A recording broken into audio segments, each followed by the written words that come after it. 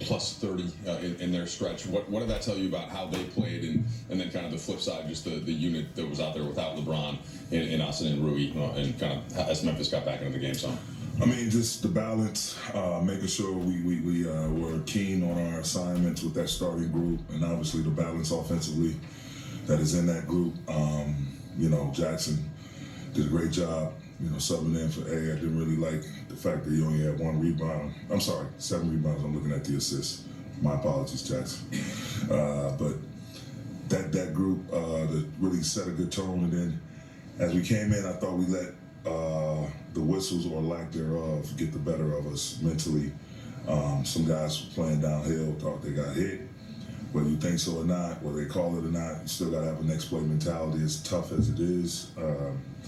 And they were able to make a run. They drew some fouls, they hit some threes, and, they chopped into a lead that we had established. But all in all, coming off last night's game, double overtime, it was a tough win, especially playing against a tough, fast team like Memphis. It's got a lot of shooting. They, throw up a lot of threes. I'm just proud of our guys that we were able to hang on and pull it out. I suppose some of the focus on Rui, just the shooting night with the 7 threes, but second straight double-digit rebounding game. Yeah. Did you challenge him specifically? Absolutely. Okay. Yeah, I've been on him all year about rebounding more, being active on the glass, being an active defender, and not leaking out. He has a tendency to want to take off running, assuming someone else is going to get the defensive rebound, and it stops him from participating. But to his credit, he's heard us loud and clear. I'm not the only one telling him this. His teammates, the other coaches, are all delivering the same message, and he's responding well to it. You told us, I guess, last night that LeBron coming off the Indy game, the ankles bothering him, so needed some time. But this is another example of where it seemed like he had a little extra pop or movement where there was a chance for the schedule to give him 3 or 4 days. Is that something that you guys have to kind of take into account as you think about managing him for the final 9 games of the regular season? Well, we go according to how he's feeling, obviously, and what's going on with him, and we just take things one day at a time. That's all you can really do.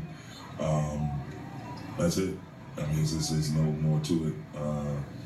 Just communication between Mike Mencius, along with the rest of our performance team, and myself, RP, and Brian himself, and obviously it's all predicated on how he feels when he wakes up in each day. So we just, put our heads together and come up with a solidified, unified plan, and it's worked out, and it's something we'll continue to do.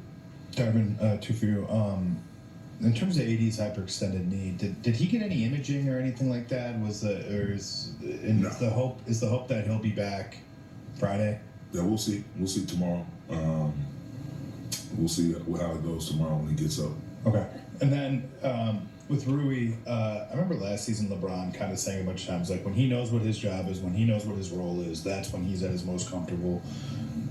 How do you think, him just kind of like being cemented into the starting lineup has enabled him to find his spots, find the places where he can impact you guys, and how valuable do you think he's been as you guys have made this push now to 9 games over 500? I think he's been extremely valuable. Excuse me, and yeah, clarity always helps performance. And so us inserting him into the starting lineup, it gives him a chance where the defense is not just focused on him. Him coming off the bench, there was times where they treated him like Brian. They know how he can definitely score at all 3 levels. He draws a lot of attention, without having those guys on the floor. Now the focus and attention, he had 2.5, 3 bodies around him. And so now with him being in that lineup with Brian, AD, Lowe, and AR, it's just really, no one can really double team him or scheme for him.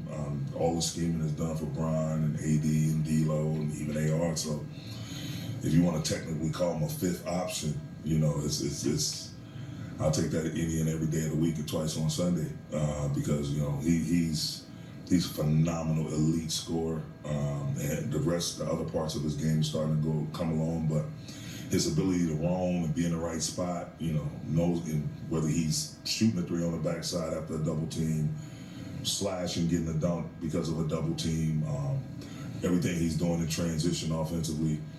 It's just, again, they can't have the sole focus of their defensive attention on him because of the people he's in the lineup with. LeBron James back in the lineup as the Lakers take on the Grizzlies. No